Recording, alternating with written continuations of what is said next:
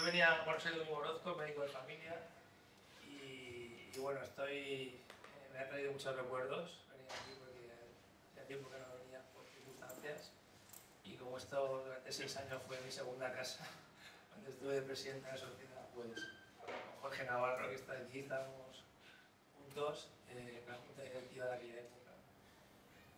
Y bueno, venía a hablaros de medicina de familia en la universidad, ¿no? Yo derivé bastante hacia la universidad, la relación con la universidad, hasta el punto en que ahora pues ya estoy de vicerrector en la universidad, ¿no? He estado 4 años de vicerrector de investigación y ya estoy de vicerrector de planificación.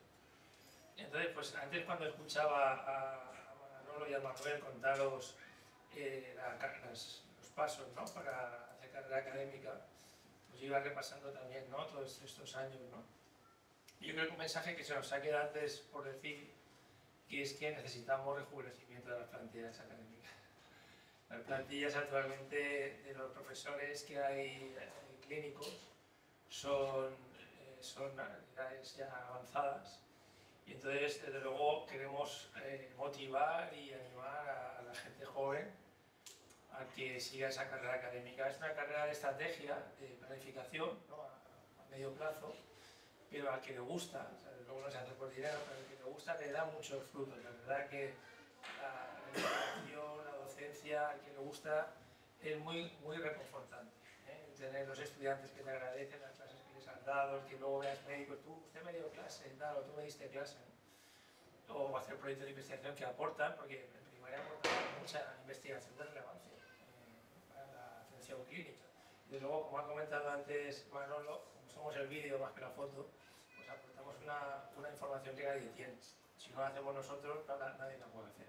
Entonces, es una carrera académica, es muy interesante, lógicamente, al que quiera hacerlo, al que le guste. Nos lo animar sobre todo a la gente más joven a que veáis qué estrategia hay que seguir, qué pasos hay que dar, y lo vayáis dando, porque nos hace falta también, como ahora veréis en algunos datos que os he traído.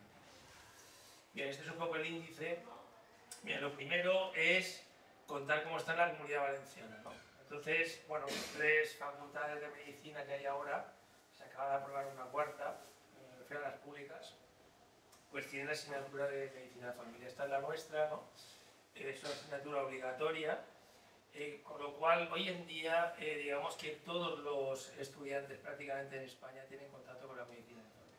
Siempre hemos dicho que no se puede, o sea, no te puede gustar lo que no conoces, ¿no? Y eso era una gran verdad. Pero bueno, han sido muchos años trabajando. Antes se ha comentado un poco esa historia, ¿no?, de aquellas jornadas que hacíamos en la Universidad de Medicina de Familia con los decanos, etcétera, ¿no?, para intentar que la medicina de familia tuviera un peso dentro de la universidad y dentro de la carrera de estudiante de medicina, y ahora ya lo tiene. Tiene su hueco, tiene su espacio. Pensar que hay especialidades que no tienen ese espacio. O sea, no todas las especialidades tienen un espacio dentro de la carrera de medicina. Nosotros sí que lo tenemos. Entonces, además, en todas las facultades, las puntuaciones que dan los estudiantes a las prácticas de medicina de familia son altísimas. ¿Por qué? Porque un estudiante se siente realizado en el centro de salud con el médico de familia, porque puede hacer cosas. Es decir, aprende a hacer historias clínicas, a explorar, ve todo tipo de pacientes. La consulta de médico de familia es muy versátil, puede ver de pruebas oncológicos, vasculares, puedes hacer distintas exploraciones, etc., ¿no? Cada vez tenemos más tecnología de atención primaria, que eso también es importante, ¿no? Pues una espirometría, el electrocardiograma, el fondo de ojo, etc. Hay muchas cosas que un estudiante, esas 3 semanas o 4 que pasan por el centro de salud, realmente se sienten partícipes, ¿no? Cosa que no ocurre con todas las asignaturas. Por ejemplo, cuando están en un quirófano, pues están mirando y poco más, pero no es una labor muy pasiva, ¿no? Entonces, algo que esté muy enamorado de la cirugía, pues bueno, para la mayoría pues son prácticas que no les llenan, ¿no? Entonces, en ese sentido, quiero decir que llenamos la demanda de aprender al estudiante de una forma muy clara en la atención primaria. Entonces, como digo, tanto en la Miguel Hernández tenemos, aparte de la asignatura, un rotatorio clínico también, donde se hacen casos clínicos, en sesiones prácticas para presentar los casos, etc. Muy interesante, ¿no?, ver cómo el estudiante cambia ese chip, ¿no?, cuando empieza a entender la atención primaria y a ver la labor del médico de familia, ¿no?, desde esa valoración preventiva a esa visión de la incertidumbre, cómo manejar la incertidumbre. El médico de familia es el experto en manejar la incertidumbre, porque vemos todas las enfermedades en su inicio. Entonces, saber si un síntoma puede ser grave, necesita una atención urgente, una prueba, etcétera, eso el médico de familia lo sabe muy bien, ¿no? Entonces, eso a ellos les gusta, ¿no? Porque en realidad la medicina es que yo creo que se enseña al revés, ¿no? Porque todos lo hemos aprendido al revés, hemos aprendido la enfermedad. Bueno, el tumor cerebral pues da estos síntomas, pero no hemos visto a un señor que viene por esos síntomas y de esos cuántos tienen tumores cerebrales. Entonces lo que pasa es eso, que el estudiante a veces, cuando llega a la práctica clínica, pues cualquier cefalea piensa en lo peor, porque siempre ha visto enfermedades graves, ¿no?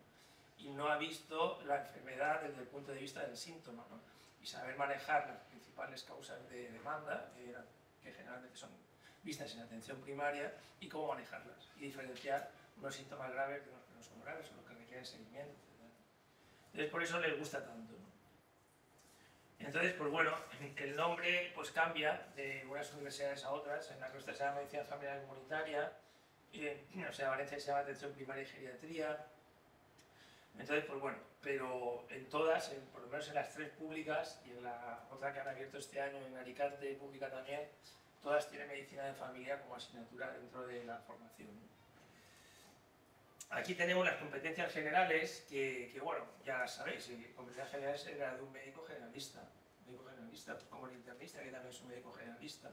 El internista ve unas patologías diferentes del médico de familia, pero tenemos mucho en común, somos 2 especialidades generalistas, ¿no? Donde yo siempre digo que el médico de familia, eso digo a los estudiantes, es un médico que nunca te va a decir esto no es de lo mío.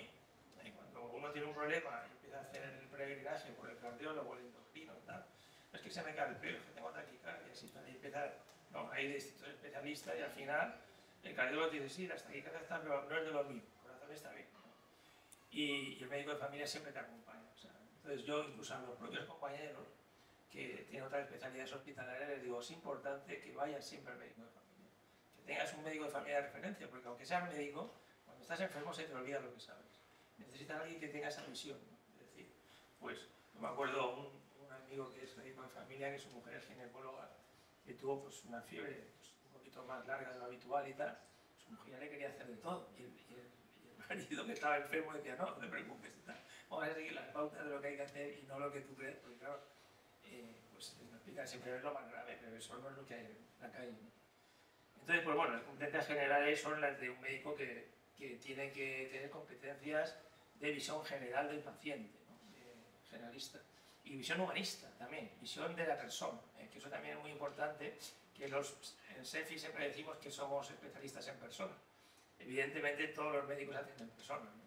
Pero si hay alguien cerca de un paciente que le va a aconsejar, a apoyar, a seguir, a atender en cualquier situación que le ocurra, es el médico de familia. Entonces, claro, eso es atender a la persona, su conjunto, ¿no? Desde el punto de la esfera biopsicosocial, no solo de la esfera biológica.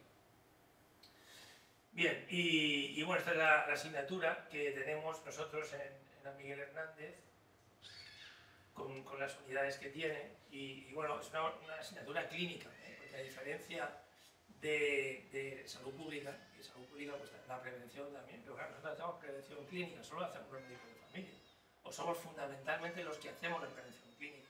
Tenemos un programa maravilloso que intentamos darle más difusión porque se lo merece, ¿no? Y sobre todo en otras especialidades, que es el PAPS. El programa de actividades preventivas y promoción de la salud es un programa basado en la evidencia que se publica cada 2 años. En 2024 sale la nueva edición y es un programa equiparable al Task Force americano, canadiense, etc., los grandes programas preventivos, y está hecho por médicos de familia. Entonces ahora estamos intentando una línea de trabajo con otros congresos de otras especialidades. Por ejemplo, en el Congreso de la Sociedad Española de Diabetes vamos a hacer una mesa redonda con la SENFI y la SED sobre prevención en diabetes, utilizando el PAPS como referencia, ¿no? Vamos a intentar hacer esto mismo pues, con cardiólogos, con epidemiólogos, con internistas, etc. Entonces tenemos realmente un cuerpo de materia, o sea, una materia, un cuerpo didáctico y docente importante. Pero por ejemplo, aunque haya temas, porque es verdad que no podemos decir que la docencia que dé el médico de familia en la universidad sea una docencia salubrista, de salud pública, en ya está salud pública. Estamos en una docencia clínica. Nosotros le explicamos la diabetes. ¿Y por qué le explica la diabetes al médico de familia si el endocrino también la explica? Pues porque el endocrino no ve al diabético tipo 2, lo ve el médico de familia, que es el tipo 2 que le viene unas circunstancias pues, más graves, tiene más complicaciones. Entonces, claro, esa es la visión que tiene el endocrino de la diabetes, ¿no? Entonces, el estudiante de medicina necesita la visión del médico de familia, lo que es el diagnóstico precoz, la prevención de las complicaciones de la diabetes, el manejo de la persona con enfermedad crónica, todo lo que es las estrategias de abordaje de la cronicidad, todo eso lo explica el médico de familia. Por tanto, tenemos muchas cosas que enseñar a los estudiantes. Y clínicas, como digo, hay clínicas. Uno de los padres de la medicina de familia se llama Whitney, ¿no? Que habló de los 9 principios de la medicina familiar, y son estos que tenéis aquí, ¿no? El médico de familia está comprometido con la persona más que con un cuerpo particular de conocimiento, con un grupo de enfermedades o una técnica especial.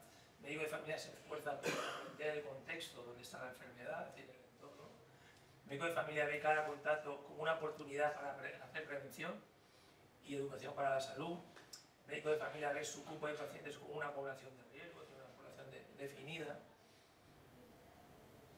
El médico de familia se ve a sí mismo como una parte amplia de una red comunitaria de organizaciones para atención a la salud, o sea, medicina familiar y comunitaria.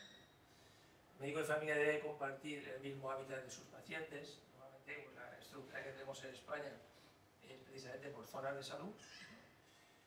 Y que nos da esa visión comunitaria también, ¿no? No en todos los países son así, por supuesto. El médico de familia ve a sus pacientes en sus casas. ¿Cuántos médicos conocen la casa de sus pacientes? Solamente el médico de familia. Solamente. Y además en España, porque en Estados Unidos es impensable que un médico de familia vaya a casa de un paciente. Cuando hemos hablado con médicos de familia americanos, esto allí no se conoce, eso de la visita al domicilio. ¿Y cómo cambia la visión de un paciente cuando ve su casa? Completamente, ¿no? Porque tienes una visión más completa, ¿no? De su entorno, su familia, las condiciones en las que vive. El médico de familia da mucha importancia a los aspectos subjetivos de la medicina también, los aspectos emocionales. El médico de familia es un coordinador de los recursos. Realmente es la persona que gestiona los recursos sanitarios que ese paciente consume. Por daros un dato, por ejemplo, el 80% del consumo de recursos sanitarios a una persona se produce en los 5 últimos años de vida. Se consume el 80% de los recursos. Bien, ¿y qué profesorado? Bueno, pues en la historia de la medicina de familia, ya he hablado de Jaume Whitney, y aquí en España pues hablando a Martín Zurro, famoso por el libro, ¿no? Y también tenemos pues, a Pablo Bonal, a Vicente Gil, que está también con nosotros, es catedrático, Vicente Gil es catedrático, yo soy profesor titular. Y Pablo Bonal pues también fue de las personas en Sevilla que más impulsó el acercamiento de la Universidad de Medicina de Familia en épocas difíciles, ¿no? Y que hoy vemos los frutos, ¿no? Hay personas que han luchado por que tengamos lo que tenemos ahora. Y hay muchos más. Aquí tenemos a Pep Basora. Pep Basora ha sido presidente de SENFIC, es una persona dentro de la historia de SENFIC que tiene un lugar muy destacado. Yo le agradezco mucho que haya venido porque está de responsable de la Jordi Gol, que es una institución muy grande con muchos recursos y que tiene una agenda muy complicada, ¿no? Y ha hecho el esfuerzo por estar con nosotros. Y dentro de la historia de medicina de familia, Pep, pues bueno, es una persona referente, ¿no? Aquí hemos puesto algunos, por ejemplo, bueno, no sé, yo creo que los conocéis a todos, ¿no? Pero gente en distintas comunidades, ¿no? Que ha trabajado también, Verónica Casado, ¿no? Que la eligieron en Boca, nosotros somos culpables de eso, porque trabajamos la solicitud, la candidatura como mejor médica del mundo, ¿no? La mejor médica del mundo, Verónica, que luego fue consejera de Sanidad en Castilla y León. Salvador Pita, que ya falleció, que era también catedrático, en fin. Mucha gente que ha trabajado para el lugar donde estamos ahora aquí. Bueno, entonces, claro, he dicho que necesitamos profesores, ¿no? Y profesores jóvenes que quieran hacer la carrera académica. Antes ya os han comentado, aquí tenéis, ¿no? El resumen, aunque ese sería el anterior a la LOSU. Ahora con el cambio de la LOSU, que se está poniendo en marcha a partir del año que viene, esto va a cambiar un poco, ¿no? Pero, bueno, es posible hacerlo. Es decir, los que lo hemos hecho decimos que es posible. Evidentemente, como todo en la vida, hay que tener motivación. Si uno tiene motivación, es posible hacerlo pasando consulta, viendo pacientes, teniendo familia, haciendo guardias, es decir, todas las connotaciones que tiene la profesión. Si uno tiene interés por la carrera académica, eso sí, es muy importante tener ayuda, ¿no? Y la tenéis, porque ya tenemos, bueno, nos ofrecemos, ¿no? Los que vamos por delante, los que hemos andado ya ese camino, pues a través de la sociedad pues estamos a vuestra disposición para aconsejaros y haréis. Yo tardé 8 años en hacer la tesis y ahora digo tesis que las hacen en 2 años. Es decir, es que claro, ese aprendizaje que has tenido acorta los tiempos, entonces para vosotros pues será más fácil, porque ya os vamos a dar consejos, ¿no? Para hacerlo en menos tiempo, ¿no? Pero lo necesitamos. Y los estudiantes necesitan profesores que sean médicos de familia, lo necesitan, porque no se puede ser un buen médico si no se ha tenido un buen profesor de medicina de familia. Medicina de familia aporta mucho al conocimiento que los estudiantes de medicina tienen en su conjunto, porque les hace ver, les hace tener una visión más realista. El hospital no da una visión realista, una visión sesgada. El médico de familia es el que les centra, el que les pone el punto de ver las cosas de una forma más realista, más verdadera, ¿no? Y aporta cosas que ningún otro especialista de hospital le aporta. Esto ya se ha comentado antes, ¿no? Las distintas opciones que hay. La primera es el asociado, colaborador incluso, ¿no? Luego asociado, y a partir de ahí pues plantearse a ver qué cosas uno tiene que hacer para poder seguir la carrera académica, poder avanzar.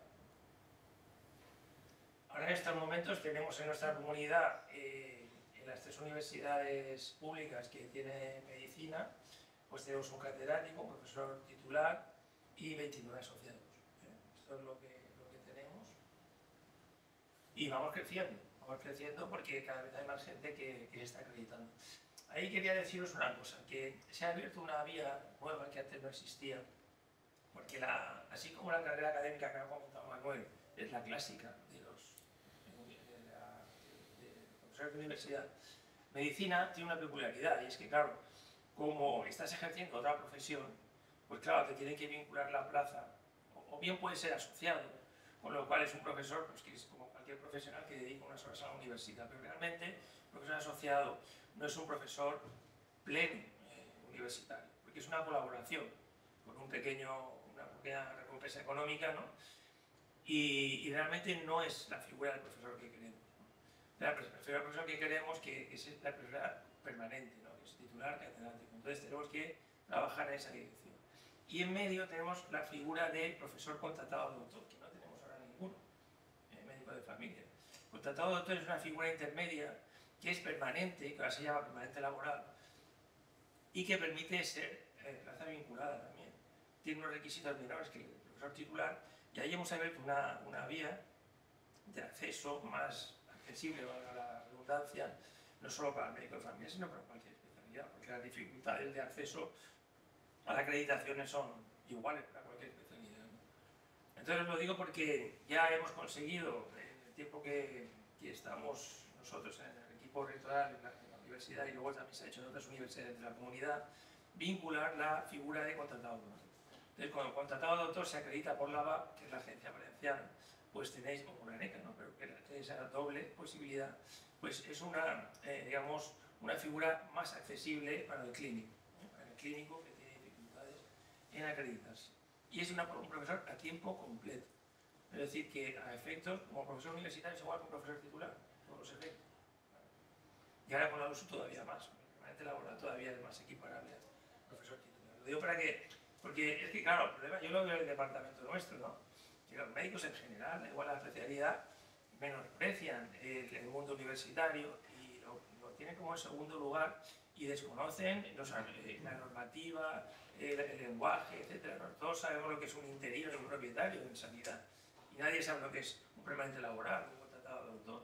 Entonces, pues si queremos ir hacia la vía académica tenemos que conocer esos esquemas, que tampoco son complejos, pero hay que conocerlos. Bien, entonces, bueno, esto ya se ha comentado, ¿no? Bueno, entonces ahora resulta que aparece una estrategia internacional abogando por nuevas competencias en la formación médica. Dice, la formación del médico realmente tiene que cambiar y tiene que adecuarse a los nuevos tiempos. Y tenemos que incorporar nuevos conocimientos, nuevas habilidades, etcétera, y una estructura de formación también diferente, ¿no? ¿Por qué? Porque, claro, si lo pensáis objetivamente, o sea, ¿qué sentido tiene que un estudiante aprenda cirugía? O sea, la cantidad de horas que dan de hematología quirúrgica, ¿no? De todos los tipos de intervenciones, de tornillos, de placas, etcétera, ¿no? Las distintas intervenciones de la obesidad mórbida, tal. Pero si ese alumno cuando acabe no puede hacer nada de lo que están enseñando, sí que puede tratar una diabetes, sí que puede tratar una hipertensión, pero no puede operar a un peso mórbido. Entonces, esos son conocimientos y competencias de especialista, no de generalista. Entonces, claro, está desenfocada. ¿Por qué? Pues porque la formación se ha enfocado desde el punto de vista de cada profesional. Entonces, cada profesional enseña lo que hace. Pero la pregunta es si lo que hace ese profesional es necesario para el estudiante de medicina, si realmente le aporta algo, ¿no? Entonces, pues bueno, está esta línea y una de las ejes estratégicas de la nueva competencia, y hablo de nivel internacional, de la Federación Mundial de Educación Médica, una de las líneas estratégicas es la atención primaria de la medicina de familia. La medicina de familia va a adquirir más peso dentro de la formación médica, por consenso internacional, o sea, lo van a hacer todas las facultades. Entonces, aquí tenemos, por ejemplo, ¿no? un gran decreto que se ha publicado el año pasado, precisamente que va en esa línea. Y luego tenemos la declaración de Málaga que hicieron todas estas organizaciones, ¿no? La Conferencia de Decanos, FACME y la World Federation for Medical Education, la OMC, etc., ¿no? Avalando también cambios en el contenido, ¿no? Entonces, pues mira, por ejemplo, se habla pues, el compromiso con los principios y valores del Sistema Nacional de Salud, de la bioética, de los principios legales del ejercicio profesional, de la equidad, de la práctica basada en la evidencia, de la seguridad del paciente, la comunicación clínica, que es un elemento fundamental en la relación entre personas. Fundamental. Esta mañana me reunía yo con la presidenta de una asociación de enfermos con enfermedades raras, que tiene un hijo con una enfermedad rara, y me dice, cuando me dijeron que a mí la enfermedad que tenía su hijo, me dijeron, bueno, tu hijo al final ya sabemos lo que tiene esta enfermedad y tal, y la feliz Navidad. Claro, o sea, lo cuenta así. Entonces dice, a veces es que es verdad que, o cuántos ejemplos conocemos a lo mejor de pacientes que han tenido un problema oncológico, ¿no? Y el oncólogo, pues, bueno, por las circunstancias que sean, no tiene esa empatía, esa proximidad para una persona donde le está dando una noticia tremenda, ¿no? Para su vida, ¿no? Como esta madre que, pues, luego nos decía, yo no sé si mi hijo vivirá cuando tenga 18 años, ¿no? Entonces tiene una carga ahí de dedicación, etcétera, ¿no? Y echan falta la empatía, echan falta la comunicación, el saber comunicarse, ¿no? Saber comunicar malas noticias y el saber seguir a estas personas. El trabajo en equipo fundamental, ya nadie trabaja, o sea, ya no hay enfermedades de un especialista. O sea, ¿de quién es la diabetes? Aunque el médico de familia sea el que lleve una enfermedad diabética tipo 2, pero tienes que trabajar con el oftalmólogo, con el cardiólogo, con el endocrino. Y los endocrinos tienen que tener claro que el diabetes tipo 2 se ve en primaria y que trabajamos en equipo, porque es que es la única manera. La investigación, el uso racional de los recursos o la competencia digital, podemos decirlo, capacitación digital. Todos son ámbitos que hay que incluir, ¿no? Y entre ellos, como digo, para conseguir este sello que la Organización Mundial de Formación Médica ha puesto en marcha para que las universidades tengan como un sello de calidad y que todas lo puedan tener, evidentemente, pues sin ese sello, por ejemplo, no te permiten que tus estudios de tu facultad sean reconocidos en otra facultad si quieres ir a hacer una rotación, una estancia, etc., ¿no? Incluso puede haber algún país, por ejemplo, nosotros tenemos una anécdota de Estados Unidos de un chico que acabó la carrera y se fue allí a intentar ejercer o hacer la especialidad y no le reconocían los estudios porque no tenía suficientes horas de formación en atención primaria. No le llamó muchísimo la atención en Estados Unidos. Bien, entonces vamos en un camino de potenciar la atención primaria en la Facultad de Medicina y por tanto vamos a necesitar más profesores también. Uno de los puntos fuertes de la carrera académica, uno es la docencia y el otro es la investigación. No se puede ser profesor sin investigar, porque la docencia es impartir conocimiento, pero la investigación es generar conocimiento. Si no generamos conocimiento, pues ¿cómo vamos a poder impartir? Y lo que es muy importante es que la medicina de familia tiene un ámbito de investigación específico. Aportamos cosas que nadie aporta.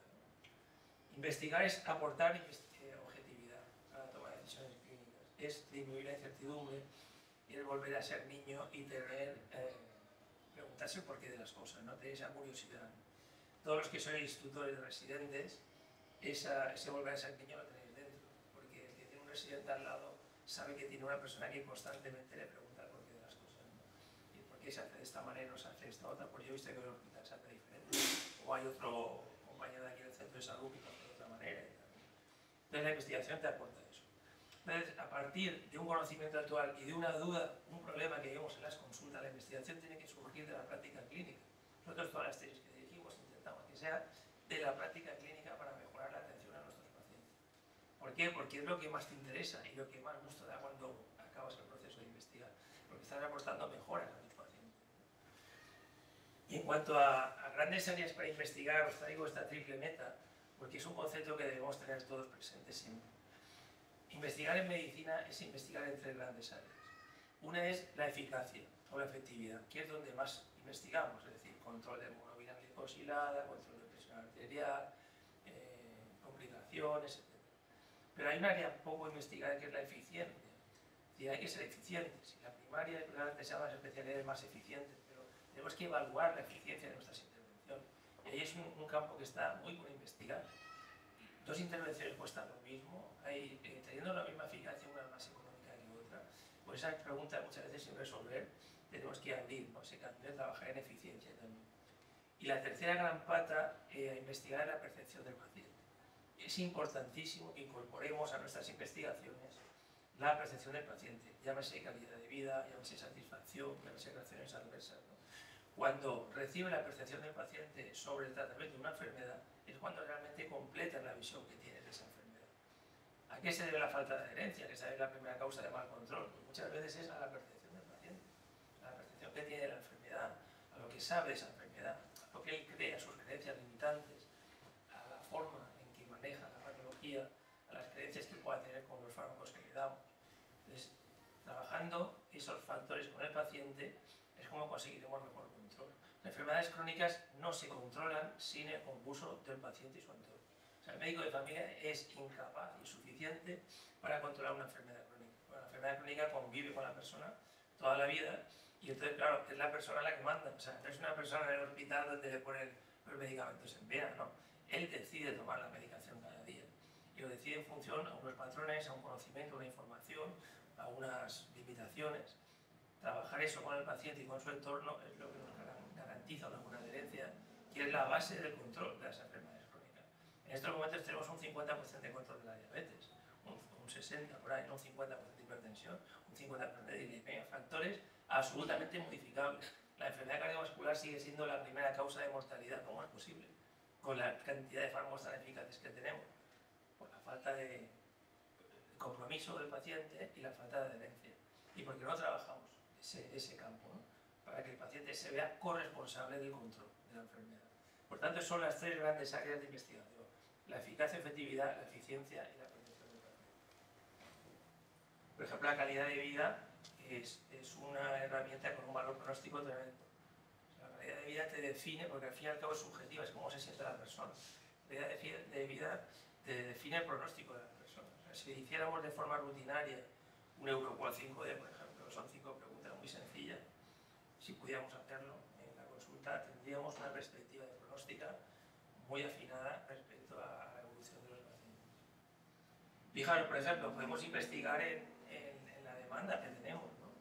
Aquí tenéis, por ejemplo, que la media, que estos son 400.000 pacientes de la base de datos BDCAP nacional, y salía una media de 9 visitas. No hay país en el mundo que tenga 9 visitas de media, ¿no? Y un paciente diabético que normalmente tiene hipertensión y dislipemia, 22 visitas al año. Todos tenéis pacientes que han venido a 20 visitas el año pasado, seguro, o este año, seguro. Entonces, no tiene justificación. Entonces, la investigación te da los datos, la investigación te da la información para gestionar mejor, para decir, bueno, tenemos un problema y tenemos que intentar ver cómo podemos cambiar eso, ¿no? Por ejemplo, esto es un estudio de aquí en la Comunidad Valenciana. Pacientes que han tenido un evento cardiovascular. Esto está hecho con Scarbar, ¿no?, el famoso estudio Scarbar. Hay 3 fármacos preventivos, que son la aspirina, la estatina y el IECA, ¿no? Gracias a eso se evitan muchos nuevos eventos, ¿no?, de prevención secundaria. Pues al año del evento, solo el 43% tomaba nuestros fármacos. Yo recuerdo un paciente que decía, ya no tomo la aspirina, dice, es que no me duele nada. O sea, no sabía por qué tomaba la aspirina. La estatina, claro, el colesterol tampoco duele, todo lo que no da síntomas, claro, entonces hay que hacer una labor preventiva, informativa muy importante para que el paciente sea consciente de la importancia que tiene tomar eso aunque no lo note. O sea, hay que decir, usted no se va a encontrar mejor por tomar una estatina, pero esto es un seguro de vida, esto va a evitar que tenga usted complicaciones graves, no puede dejar de tomarlo. O el IECA, ARA2, ¿no? Pues al año, solo por menos de la mitad, después de tener un evento, que ya es una cosa seria, o sea, ya has tenido infarto, ictus, pues al año, la mitad, menos de la mitad tomaba la protección vascular. Escarbal es uno de los grandes estudios que se ha hecho en la comunidad, está hecho en primaria, empezó en el 2008, o sea que digamos, ya ahora precisamente estamos acabando el seguimiento a 2022 y seguramente haremos un gran esfuerzo para presentar los resultados al año que viene. Por ejemplo, hemos hecho una escala de riesgo para fibrilación auricular de pacientes con hipertensión. Bueno, pues esta escala es una escala que se puede utilizar en la práctica clínica para saber qué riesgo tiene una persona que es hipertensa de tener una fibrilación auricular. Pues es útil para la práctica clínica. O por ejemplo, hemos hecho este estudio de diabetes donde hemos visto que en pacientes mayores de 70 años la hemoglobina glicosilada se relaciona con el evento cardiovascular. Y los que tienen más de 8 tienen un 20% de eventos, entre 7 y 8 un 19 y menor de 7 un 14. O sea que las personas mayores, eso de decir, bueno, como ya es mayor, es que tiene un beneficio para tener un buen control de la hemoglobina. Y es un dato más de que la hemoglobina glicosilada se relaciona con el evento cardiovascular, no solo con la microangiopatía. Eso ya hay mucha literatura internacional, ¿no? Y todavía hay, a veces tenemos ese sesgo de decir, no, solo para la retinopatía y la nefropatía, no, para la macroangiopatía también. Y en personas mayores también. O ¿no? Que este estudio, bueno, la verdad es que nos impactó mucho porque fue ver si el score, ahora hay un score nuevo, ¿no? Pero el score mayor del 5%, como el Escarbal es un estudio de cohorte, donde al principio están todos libres de enfermedad y los seguimos y vamos viendo la incidencia de eventos, entonces dijimos, bueno, vamos a ver, cuando empezó el estudio, el score y qué puntuación tenía y si se asocia con los que tienen el evento nuevo, ¿no? Entonces resulta que, fijaros que de los que de 18.000 pacientes se consideraron de bajo riesgo según el score menor del 5%, 16.000. Pues bueno, de estos 16.000 hubo 1.100 que tuvieron un evento y se consideraban de bajo riesgo. Del total de eventos que fueron 1.800, el 60% de los eventos el score los había considerado de bajo riesgo. Esto es una información imprescindible para conocer en práctica clínica. O sea, el score de bajo riesgo no te está descartando un paciente con riesgo de evento cardiovascular. Entonces hay que ver algo más. Es decir, y ahí, por ejemplo, el médico de familia, como conoce muy bien a los pacientes, pues cuando tengamos esa sensación que tiene de que este paciente, yo creo que tiene más riesgo, pero como dice el score, pues puede ser cierto, puede ser cierto. Entonces hay que valorar otros factores aparte de los clásicos, ¿no? Incluyendo los factores sociales. Que haya alguna escala, por ejemplo, inglesa del Reino Unido, que ha valorado la deprivación social y el entorno social que tiene la persona. Y eso también es un factor de riesgo cardiovascular. Entonces, pues bueno, este es un dato muy significativo, ¿no? Saber que el score tiene poca sensibilidad, ahí tiene muchos falsos negativos. Bien, estos son ejemplos, ¿no? de estudios hechos en primaria que han aportado conocimiento a la práctica clínica y mejoría al tratamiento de los pacientes. Otro de los elementos clave para enseñar a los estudiantes es la cronicidad. Los pacientes crónicos están en el centro de salud. Nosotros somos los que manejamos toda la comorbilidad, precisamente porque, para decirlo mío, vemos a la persona en su conjunto. Somos especialistas en personas. Entonces, aquí tenemos un ejemplo, ¿no? de Antonio, que es un paciente real, no la foto, pero sí los datos, ¿no? Con 5 patologías, 10 fármacos, y en el 2019 antes pues tenía 20 visitas en atención primaria, 6 visitas especializadas, 4 urgencias, 2 ingresos y una UHC. Este era el perfil de paciente que todos tenéis en las consultas, todos.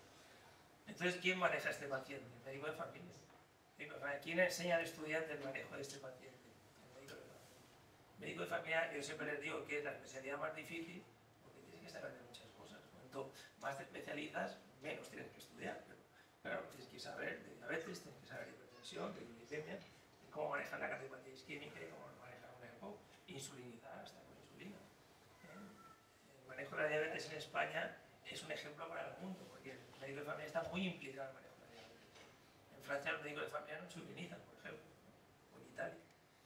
Entonces, pues bueno, es algo que nosotros podemos enseñar a los estudiantes. Fijaros qué bonito este estudio que se hizo en los países nórdicos, que vieron cuántos años tenía una persona, el mismo médico de familia, y relacionaron eso con las visitas a urgencias, con las hospitalizaciones y con la mortalidad. Entonces aquí tenéis en el cuadro, ¿no?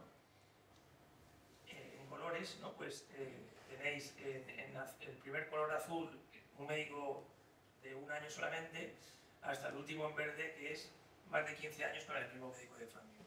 Entonces, a más años con el mismo médico de familia, menos tasas, hay una reducción de un 30% de visitas a urgencias, de un 28% de hospitalizaciones y de un 25% de mortalidad, solo por tener continuidad con el médico de familia.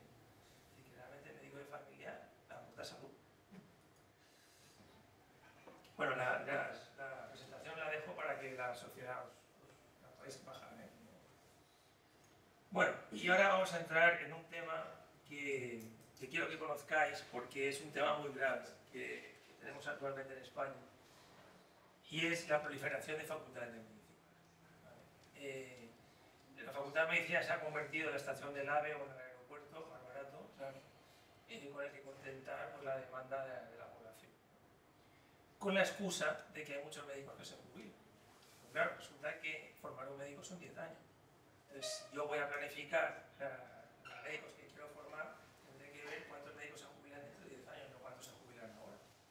Eso es de sentido común, pero el sentido común ya sabemos que en España por lo menos no abunda, ¿no? Por lo menos entre los planificadores.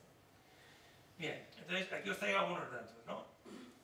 Fijaros, en la Comunidad Valenciana, en los próximos 10 años, se van a jubilar 7.241 médicos. Perdón, en los próximos 10 años se van a jubilar 5.756. Ahora tenemos 7.246. O sea, en este momento tenemos más médicos con 65 más años que los que se van a jubilar en los próximos 10. O sea, que si nosotros nos fijamos en el número de 7.000, decimos, uy, necesitamos 7.000 médicos, porque tenemos 7.000 personas que estarán con prórrogas y no todos se van a jubilar este año, pero es que en los próximos 10 años se jubilan 5.700. Tenemos que vivir 5.700, no 7.000. Pues bueno, estamos viendo el 7.000. Entonces, esta es, ¿no?, lo que va a pasar. Es decir, en los próximos años en la comunidad vamos a tener una media de 576 jubilaciones por año, ¿no? 5.700.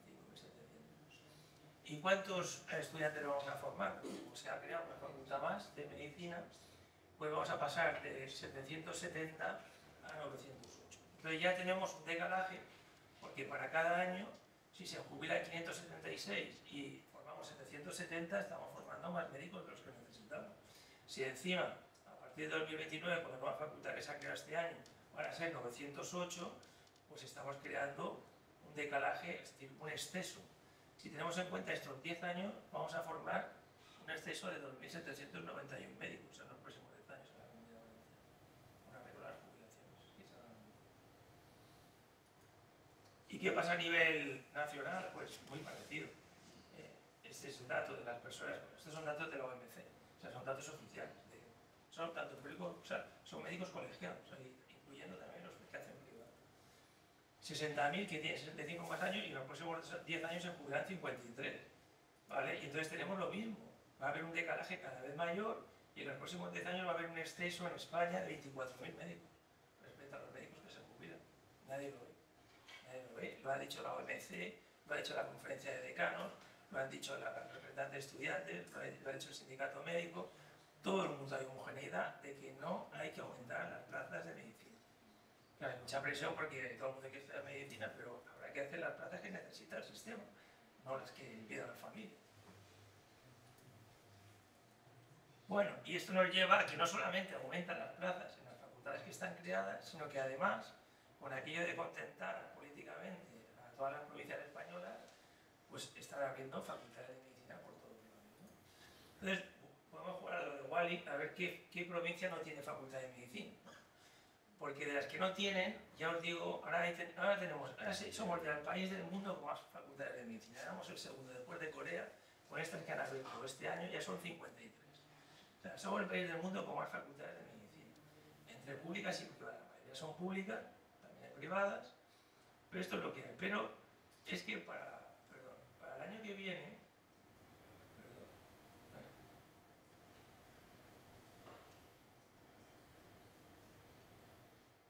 para el año que viene, si ahora tenemos 53, hay 7 más previstas.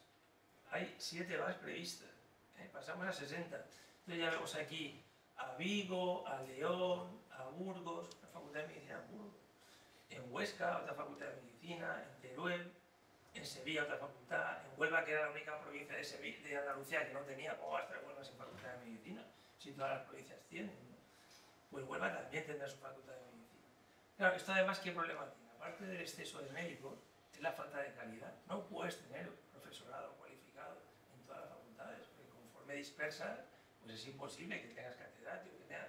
Por ejemplo, hay facultades que no tienen ningún profesor clínico a tiempo completo, ninguno. Son todos asociados. Son asociados de un contrato que cobran 300 euros al mes. Y son los responsables de la asignatura, al hacer el examen, claro. Pues al año o a los 2 años, a los 5 años, cuando se cansan, pues de cuando veo y viene otro. Entonces, claro, ¿eso qué garantía da de calidad la formación? Entonces tenemos un problema de exceso de médicos en los próximos años y un problema que lo vivimos cuando acabamos nosotros, que había una plethora de médicos, ya sabemos lo que es eso, pues puede que volvamos a lo mismo. Y un problema de calidad en la formación. Yo recuerdo cuando en Baleares hicieron la Facultad de Medicina y dices, bueno, Baleares, las islas, tal, claro, la gente quiere estudiar sin tener que irse a Barcelona o a Valencia y tal. Pues bueno, claro, juegan con la falsedad, ¿no?, de que queremos la Facultad de Medicina para los de aquí. No, claro, es un distrito único. Es un distrito único. Entonces, cuando aparecieron los inscritos a la facultad, los de Menorca dijeron, no hay ninguno de Menorca. Es tanto pelear por la Facultad de Medicina aquí y no hay nadie de Menorca, ¿no? Entonces, claro, es que es así, es el distrito único. Entonces, los que entran es por nota a nivel nacional, no es porque sean de esa ciudad. Entonces, pues bueno, y luego tenemos lo que os decía, que hace falta recambio del profesorado que tenemos ahora. El 48% de los profesores del área médica se jubilan en el periodo 2017-2026 y el 65% del área quirúrgica. Es decir, que necesitamos recambio. Y fijaros, por ejemplo, si vamos al 1000, fijaros cómo ha ido evolucionando la curva, ¿no? Aquí tenemos las plazas que se han ido convocando por 1000 y arriba los solicitantes. Entonces está claro que teníamos una falta de plazas 1000. Entonces no hacen falta más estudiantes de medicina, hacen falta más plazas 1000. Por lo menos hasta cubrir todos los médicos que no están aprobando el 1000. ¿De acuerdo? Entonces si ahora lo que hacemos es aumentar la demanda, aumentar los solicitantes, volveremos otra vez a esa diferencia entre plazas ofertadas y solicitantes que teníamos hace unos años. Las plazas se han ido aumentando, se han ido aproximando, pero claro, hay un histórico que hay que cubrir también. Y ahora volvemos otra vez a separar el número de aspirantes con las nuevas, el incremento de plazas en las nuevas facultades con el número de plazas. Por tanto, el mensaje que tenemos que transmitir, intentamos transmitir desde las sociedades científicas, instituciones, etcétera, es que no hacen falta más médicos, hacen falta más plazas 1000. Porque la sanidad pública no se puede ejercer sin una especialidad 1000. Entonces, cuando la oferta de plazas 1000 sea suficiente para cubrir la demanda que hay de examen, de solicitantes, ya hablaremos de aumentar las plazas de estudiantes. En estos momentos, pero no vamos por ese camino. No vamos por ese camino. Digo que de momento no vamos por ese camino. Entonces, fijaros el decalaje que hay, ¿no?, entre ofertadas y, por ejemplo, el último año se han ofertado 12.000 plazas, 8.000 plazas y ha habido 12.000 aspirantes. O sea, hay 4.000 personas que no han aprobado ni. Entonces, ¿qué han hecho? ¿Dónde están? ¿En la privada? ¿Se han ido a otro país? ¿O qué han hecho? ¿O están estudiando para el año siguiente? No sé. Pero este es el decalaje que ha habido año a año. Ahora es menor, son 3.000, pero sigue habiendo una diferencia muy grande entre los aspirantes y las plazas que se convocan. Bien, y entonces, y para acabar, ¿qué pasa con la atención primaria, ¿no? Esto, bueno, Pep y yo, como estábamos también juntos en la Junta de Senfi, siempre decíamos, no nos gusta el lamento, no nos gusta la queja no es buena, no. Creo que hay que, digamos, identificar un problema aportando una solución. Es decir, estamos mal y lo que queremos es esto, pero estamos mal para que sean otros los que nos digan cómo mejorar. Quien mejor lo sabe seremos nosotros mismos, ¿no? Entonces lo que tenemos que es aportar soluciones. Entonces, actualmente, pues, la primera solución, que se ha dicho mucho, que es la inversión en primaria, ¿no? Entonces os traigo aquí algunos datos que a lo mejor los conocéis, pero bueno. Mira, esto de los políticos, yo el otro día soy hija conseller. Digo, conseller, si tú quieres saber qué percepción tiene la población del sistema sanitario, vete a los centros de salud. Los centros de salud atienden el 80% de las consultas de los ciudadanos. O sea, de cada 100 ciudadanos que ha ido a una institución sanitaria, 80 de cada 100 han ido al centro de salud. Por tanto, la percepción de la atención sanitaria es la del centro de salud. Cuida la atención en el centro de salud, cuida a los médicos de familia, cuida a los equipos de atención primaria, porque son los que dan la imagen de la sanidad. Eso es muy importante, o sea, de cada 100, y estos son datos nacionales, aquí en la comunidad es igual, de cada 100 consultas del Sistema Nacional de Salud, 80 se atienden en atención primaria.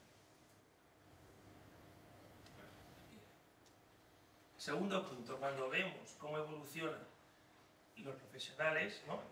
El peso de las partidas económicas para cada grupo profesional, vemos que a primaria se le dedica solo el 14%, al hospital el 62%.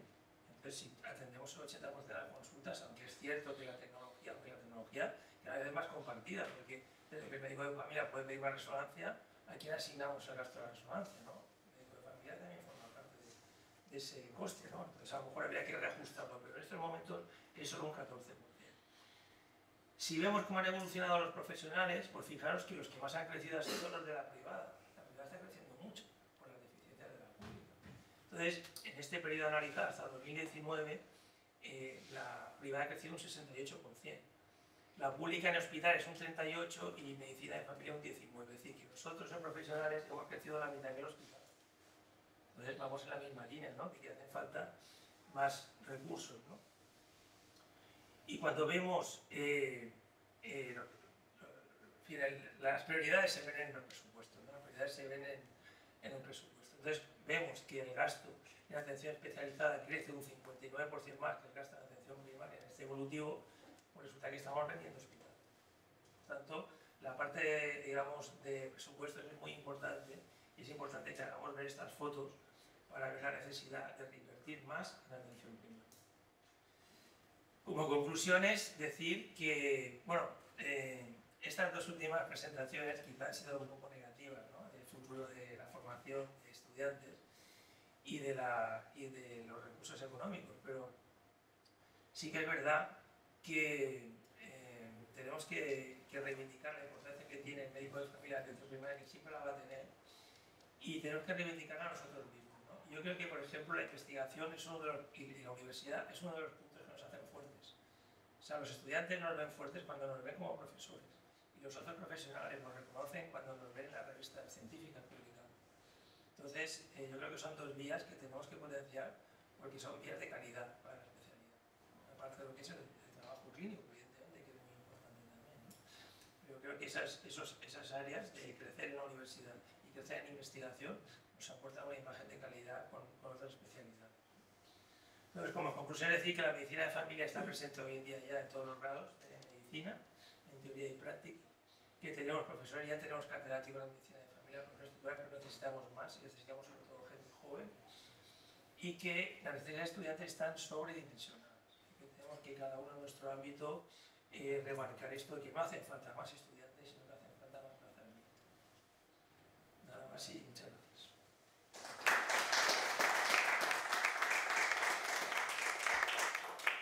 Si queréis hacer algún comentario, alguna pregunta. Jorge. Sí, yo quisiera saber qué opinas sobre el hecho. Claro, está claro que estamos moviéndonos en las universidades y eso es muy positivo, pero me da la impresión de que los alumnos llegan primero muy castigados a la universidad, que son las plazas más difíciles de conseguir, y yo tengo la impresión de que luego introducimos la medicina de familia tarde, en quinto. Hay experiencias por ahí, ¿no? Algunos intentos de trasladarlo a cursos más tempranos. ¿Cómo ves un poco ese cambio?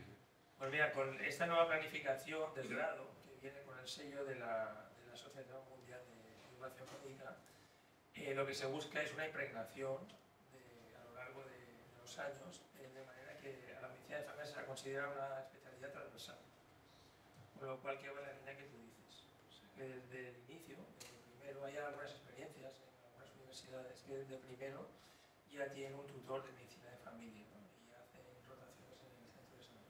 Sí, nosotros recientemente una persona vinculada a nosotros, Jesús Vázquez, se trasladó a Toronto y allí efectivamente el primero ya están pasando por el centro de salud. Y ese ha sido un poco el mensaje, ¿no? Porque es verdad que en quinto, imagino que os pasa lo mismo en Miguel Hernández, pues los alumnos llegan ya muy cocidos, también no se impregnan con esa motivación, aunque hagamos muchos aspavientos, porque realmente están ya muy cerrados en lo que quieren y a mí me llama la atención porque les preguntas y ¿tú qué quieres ser? Yo cirujano cardiovascular, yo, en fin, ya sabemos por dónde van los tiros y claro, motivar a esas alturas es muy difícil. Sí, bueno, parece que ahora también los estudiantes, quizá nosotros si tuviéramos ahora 20 años igual seríamos iguales, pero la gente yo le llamo que son estudiantes especuladores. O sea, analizan muy bien el esfuerzo, ¿no? Y hasta tal punto que, mira, el otro día con un delegado de sexto me dijo una respuesta que me quedé muerto. Porque le pregunté, yo, ¿qué has pensado hacer, no? ¿Cuándo te vas a presentar al MIT? Dice, yo lo que quiero es ser feliz. Me quedé, dijo, yo lo que quiero es ser feliz. Luego ya veremos lo que hago, pero lo que quiero es ser feliz. O sea, mi variable principal es ser feliz. Y sobre eso ya Pero veré. es que esa es la dinámica. Tenemos el ejemplo de hace un año, ¿no? La número 1 del MIR, una chica de Bilbao, que cogió derma y argumentaba que era por no hacer guardias y porque había desafilado. O sea, Y está en su derecho, claro. No, claro, es muy respetable, pero claro, si eso cunde, pues imagínate. Yo también creo que aquí todos que estamos somos gente positiva con una visión positiva. Pero a mí también un estudiante de medicina me dijo, no haré familia. Porque en el centro de salud aprendo muchas cosas, pero en el café, en el centro de salud, sale un montón de maldades. Os quejáis de todo. Que tenéis muchos pacientes, que tenéis no sé qué. Con esta imagen a mí me es muy difícil coger la medicina familiar. Quiere decir esto que es verdad que que hay compañeros, pero la transmisión al estudiante tiene que ser otra. Al estudiante y al residente también. Y en esto, es decir, no es que con esto quiera desdibujar que no hayan problemas. El problema es que a una persona en formación esto no se puede transmitir, ni puede ver este ambiente porque nos juega en contra. ¿Cómo arreglarlo? Es muy difícil. Pero a mí me dijo esto, es que, el contenido muy bien, tal, he visto ecografías en atención primaria, he visto que resolvéis muchas cosas, pero luego miro al café y resulta que entre ellos estaban matando, pues había una queja permanente y estaban matando el sistema. Sí, por eso decía también que la queja no es buena, no es buena para nosotros, o sea, la queja por la queja. Sí, puede hacer propuestas de cambio, sí, pero el quejarse sin buscar la solución, pues... Hay un dato que no has puesto en tu diapositiva. El 40% de los estudiantes de la Universidad Rovira i Virgili son valencianos. Y no es así como me imagino que pasará en otras universidades, es un sistema abierto, ¿no? No es exclusivo. Bueno, en la de Valencia, el grupo de valenciano, está en inglés, castellano, valenciano, son 80 en cada grupo, principalmente son de Albacete y por ahí. Los pobres, como es el grupo que llega más tarde, ahí les toca el valenciano. O yo qué sé, me imagino pues, que en Madrid habrá también estudiantes de otras comunidades y en Barcelona también, que es un sistema. Y no sé hasta qué punto el sistema de selección del estudiante que va a medicina es un sistema bueno. Yo tengo dos preguntas. Una enfocada al destino de los médicos generalistas cuando terminamos la carrera. Yo llevo aquí 23 años en España y me formé aquí. Y no es lo mismo estudiar, por ejemplo, en Norteamérica, Latinoamérica, que aquí. Yo creo que aquí es más barato estudiar Y yo me he dado cuenta que muchos médicos se forman aquí porque es más barato, muy buena calidad, y se van, médicos generales. Luego, médicos especialistas están haciendo lo mismo. Recibimos mucha publicidad de estudia inglés, estudia alemán y vete, emigra, no sé, y está funcionando. Entonces, yo creo que hay una fuga de cerebros que no sé si se está tomando en cuenta en la política, en la sanidad, pero que yo lo veo como extranjera y como española.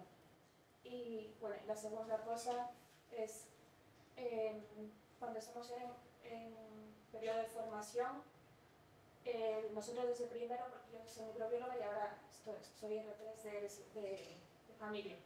Cuando estamos en primero, todo el mundo nos dice publicar, hacer artículos, hacer el doctorado, pero cuando intentamos hacerlo nos paralizamos porque yo no voy a poner ninguna excusa de tiempo, porque vamos a formarnos, pero alguien nos forma sobre cómo buscar información, sobre cómo empezar ese doctorado, o cuando proponemos hacer un doctorado nos ponen una barrera de no, hazlo en tercero, no, hazlo en cuarto. Creo que si las sociedades o el mismo colegio de médicos o el tutor se focalizara en investigar ya. O sea, tú has venido a formarte, haz artículos, investiga, vamos a coger esta forma de paciente, pero eso no se ve. En las dos especialidades que he estado... Mañana a las 4. Te comento, o sea, la primera sí que se ha comentado bastante, ¿no? Porque claro, estamos pagando con impuestos, es decir, impuestos de todos, pagamos esa formación. Entonces, probablemente, no sé si lo acabarán poniendo o no, pero debería haber un compromiso de la persona que se ha especializado aquí para devolver esa formación que ha recibido y para todos los españoles, ¿no? Que la devuelva durante un plazo, ¿no? O sea, que tenga que prestar digamos, servicio al Sistema Nacional de Salud durante un tiempo antes de volverse a ir a cualquier sitio, ¿no? Evidentemente, pues cada uno tiene libertad de ir a donde considere, porque la formación española es muy buena, ¿no? Y eso tenemos que reconocerlo, lo bueno que tenemos. Los médicos también es un profesional reconocido en cualquier parte del mundo, donde vaya, ¿no? Entonces, claro, ser parte del mundo, a lo mejor no está muy lejos, y el reconocimiento profesional y económico es mejor, pues también, y si lo apetece, claro, pues también es comprensible que ocurra, ¿no? Y de la segunda pregunta, mira, hoy en día, para hacer formación en la universidad, para hacer investigación, no hay barreras. O sea, en internet, yo te puedo decir que yo he dirigido muchas tesis online, muchas. Bueno, nosotros tenemos un máster de formación, un máster de investigación de atención primaria, que hemos formado más de 1000 médicos y enfermeras de atención primaria. Y el máster también es online, 100%. Es decir, que hoy en día las posibilidades de formación que tienes, aunque estés donde estés, en el centro de salud. Un doctorado puede ser, ¿verdad? Y un doctorado puede ser también, online. perfectamente. O sea, no puede ser que es. O sea, nosotros hacemos doctorados con gente de América, por ejemplo. Tenemos gente que se hace con nosotros en Colombia. Y todo ha sido online, incluso la defensa de la tesis. Pero no han tenido que pagar un vuelo a España para examinarse, porque hoy en día con los medios telemáticos, y además legalmente está todo ya estructurado para que las firmas sean, en fin, hay todo un proceso que es un poquito más largo para ser online, para que todo esté legalizado y esté comprobado que es correcto, y a los tribunales también, miembros del tribunal online. Es decir, hoy en día todo eso no es ninguna barrera, ¿no? Entonces, tienes la posibilidad de hacerlo si quieres. Yo creo que más que el acceso a vías de internet para hacerlo y tecnología, sino a nivel grupo médico de familia, tú no tienes alrededor gente que lo esté haciendo, no tienes un acceso fácil, no sabes cómo hacer, tienes que ir a diferentes lugares, descubrir gente que lo hace.